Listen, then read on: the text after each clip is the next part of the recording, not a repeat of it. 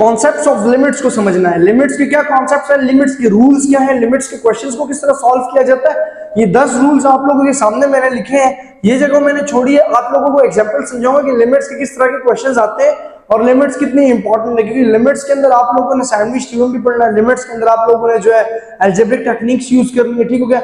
और लिमिट्स के रैशनलाइजेशन का कॉन्सेप्ट है कि लिमिट्स को कैसे फाइंड आउट कर रहा है, लिमिट एग्जिस्ट कर रही है कि नहीं कर रही, वो सारी बातें आज समझाऊंगा।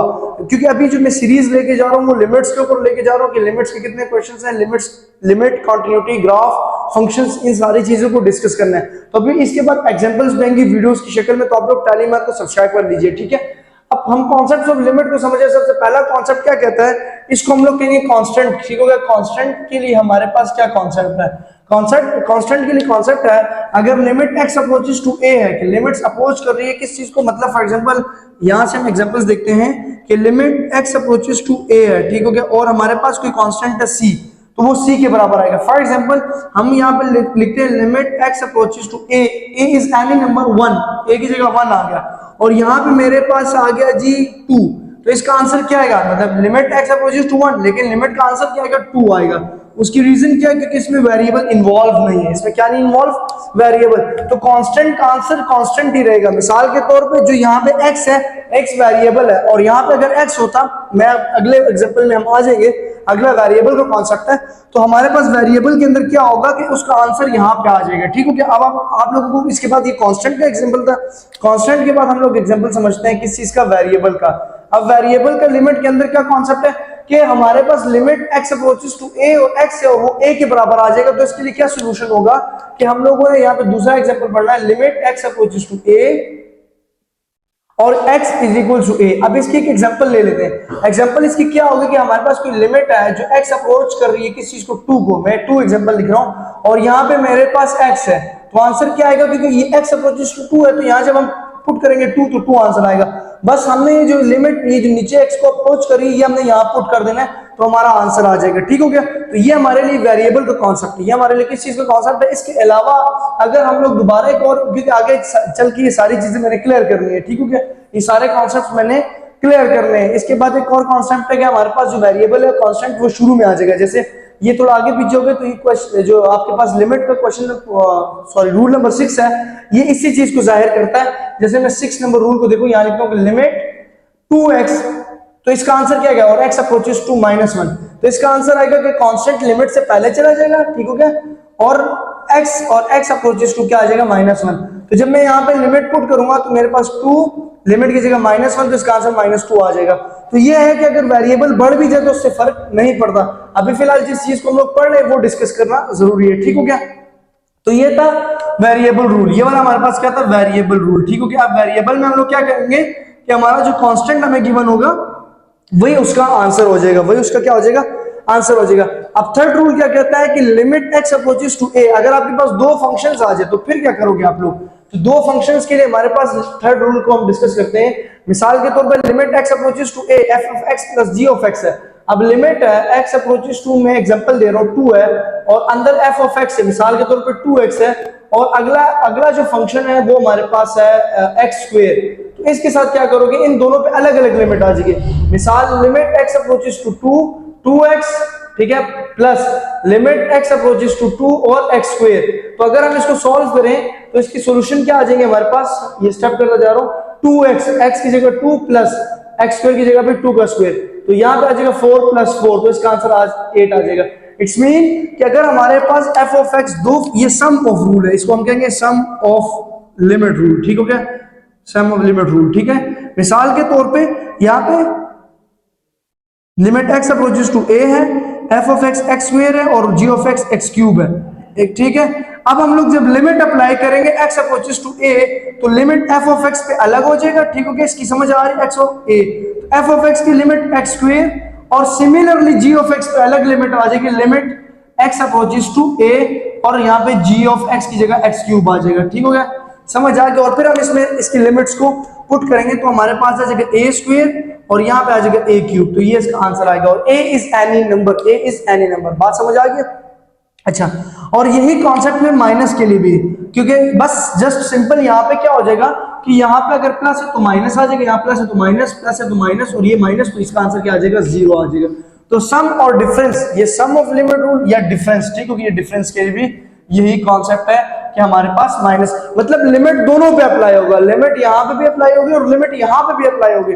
Limit of f of x plus limit of g of x, तो limit of f of x ये और limit of g of x ये हो जाएगा, दोनों पे अलग अलग लिमिट होगा। फंक्शन चाहे जो मर्जी हो, इसके अलावा भी आप लोग अगर कोई फंक्शन लेते हो लिमिट फाइंड आउट करनी है तो आप लोग कोई भी लिमिट ले लो, आप यहाँ पे एक्स स्क्वायर की बजाय एक्स 100 ले लो, तो दोनों पे अलग अलग लिमिट आ जाएंगी। बात समझ आ गई? बस ब्रैकेट के बाहर अगर एक लिमिट है तो वो चीज हो जाएगी।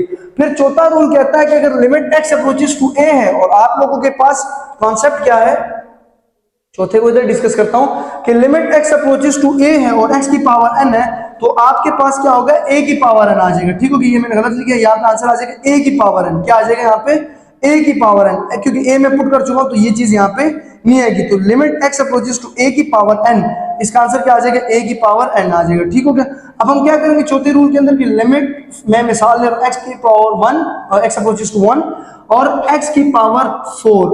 ठीक हो गया, एक्स की पावर 4, तो जब हम लिमिट अप्लाई करेंगे तो 1 की पावर क्या हो जाएगी 4 और इसका आंसर आ जाएगा 1। ठीक हो गया। एक और एग्जांपल ले लेते हैं इसी को कि लिमिट एक्स अप्रोचेस टू -1 और x की पावर n, क्योंकि ये वेरिएबल था तो हम लोग यहाँ पे ले लेते हैं, इसके अलावा हम लोग ले लेते हैं n, क्योंकि तो यहाँ पे x की पावर 1/2। ठीक है, तो हम लोग -1 है, अब -1 की पावर क्या हो जाएगी 1/2, अब ये आ जाएगा आयोटा, क्योंकि ये हमारे पास कॉम्प्लेक्स नंबर है। ठीक है, लेकिन मैंने मिसाल के लिए आप लोगों को ये चीज समझाई। 5 नंबर रूल क्या कहता है, 5 नंबर रूल कहता है कि आप लोगों के पास पावर, वही कॉन्सेप्ट आ गया 1/n वाला, तो तब ये आंसर यही होगा। मिसाल के तौर पे अगर लिमिट x अप्रोचेस टू 2 या x अप्रोचेस टू 4 कर लेते हैं, ठीक है, x अप्रोचेस टू 4 है और स्क्वायर रूट ऑफ x है, तो आप इसका आंसर क्या निकालोगे, आप निकालोगे लिमिट x अप्रोचेस टू 4, तो यहाँ 4 पुट हो जाएगा। ठीक हो गया, और 4 की जो परफेक्ट स्क्वायर है वो 2 आ जाएगा।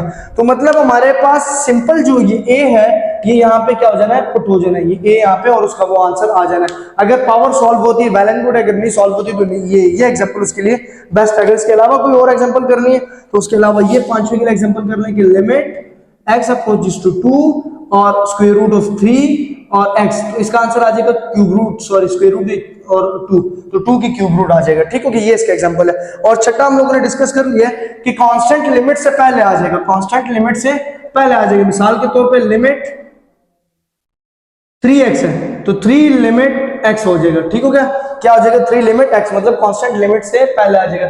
7 नंबर रूल प्रोडक्ट रूल है। ठीक हो गया, ये हमारे पास था पावर रूल, ये वाला, ये पावर रूल हो गया। ठीक है, और ये वाला हमारे पास था रेडिकल रूट या क्यूब रूट, ये ठीक है, रेडिकल रूल। ये हमारे पास था कांस्टेंट और प्रोडक्ट रूल। ठीक है, कांस्टेंट जो पहले आ जाएगा, ये रूल है हमारे पास प्रोडक्ट रूल। अब प्रोडक्ट रूल को कैसे सॉल्व किया जाता है ये देखिएगा। प्रोडक्ट रूल के लिए एग्जांपल यही है कि आपके पास मिसाल के तौर पे लिमिट x अप्रोचेस टू 1 और आपके पास 2x प्लस 1 है और फिर 2x स्क्वायर है, तो इसके लिए क्या करेंगे, दोनों पे अलग अलग limit x approaches to 1 2x plus 1 dot limit x approaches to 1 और 2x स्क्वायर।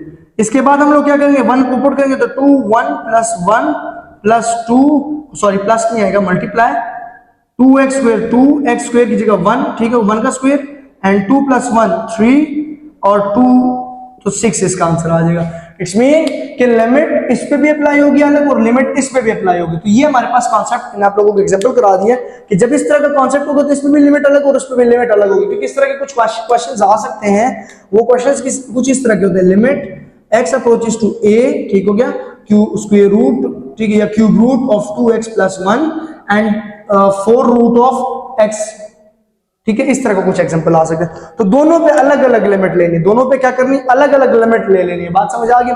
अब हमारे पास इसके बाद आता है कोशिएंट रूल। क्या चीज है, कोशिएंट रूल। ठीक है, अब कोशिएंट रूल हमारे पास लिमिट का क्या कहता है, कोशिएंट रूल ये कहता है जब आपके पास limit f of x divided by g of x होगा तो ऊपर वाले पे अलग लिमिट ले लेनी है और नीचे वाले पे अलग लिमिट ले लेनी है। ठीक हो गया, ऊपर वाले पे अलग लिमिट ले लेनी है और नीचे वाले पे अलग लिमिट ले लेनी है। तो इसके लिए एक एग्जांपल समझिएगा, मैं एग्जांपल दे देता हूं आप लोगों को कि हमारे पास कोई लिमिट x अप्रोचेस टू 1 है और x square plus 1 divided by x plus 1 है, तो हम ऊपर वाले पे अलग लिमिट लेंगे x अप्रोचेस टू 1, ठीक है, और हम नीचे वाले पे अलग लिमिट लेंगे x approaches to 1 and x plus 1। तो जब हम लिमिट अप्लाई करेंगे तो लिमिट अप्लाई करने से क्या हो जाएगा 1 प्लस 1, तो ये 1 स्क्वायर और 1 प्लस 1, तो इसको सिंप्लीफाई करेंगे 1 plus 1 divided by 1 plus 1, so 2 divided by 2 cutting होगी तो 1 आंसर आ जाएगा।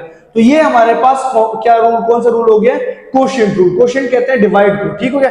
इसके बाद फिर हम आएंगे कि फंक्शन की पावर n है, फंक्शन की पावर n है तो हम लिमिट फंक्शन डायरेक्ट ले सकते हैं, लिमिट फंक्शन डायरेक्ट ले सकते हैं। इसके एग्जांपल दे देता हूं, ठीक हो गया। आप लोगों के सामने यहाँ पे मैं लिखता हूं कि लिमिट अगर फंक्शन हो और उसकी पावर n आ जाए, मिसाल के तौर पे कभी कभार आ सकता है कि अगर आपके पास लिमिट x अप्रोचेस टू 2 और आपके पास कोई फंक्शन कर लेते हैं x की पावर 4, तो हम x अप्रोचेस टू 2, तो हम ये ऐसे ब्रैकेट लगा लो, ठीक हो।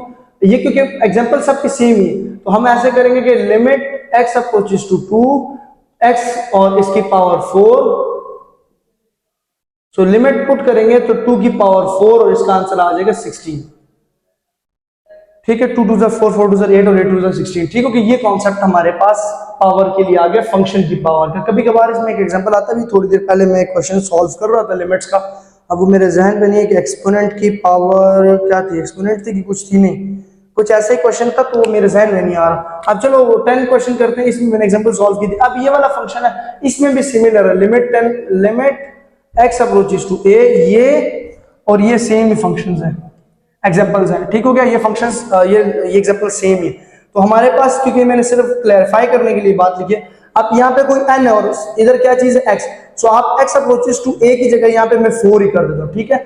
तो मैं क्या करूंगा, जब लिमिट को अप्लाई करूंगा तो यहाँ पे आ जाएगा लिमिट x अप्रोचेस टू 4 और x और n बाहर ही रहेगा, ठीक हो गया।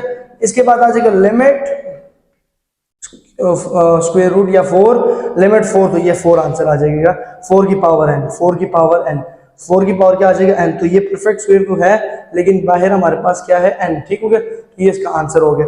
इसके बाद मैंने डिस्कस करना है सैंडविच थ्योरम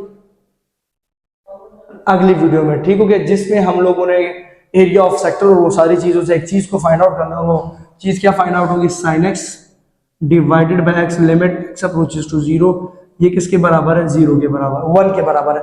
तो ये डिस्कस करने के लिए आप लोग चैनल का सब्सक्राइब कीजिएगा। आई होप आप लोगों को ये रूल्स फायदेमंद लगे होंगे। चैनल से कुछ भी फायदा हो रहा है तो लाजमी सब्सक्राइब किया करें, शेयर किया करें। अल्लाह हाफिज।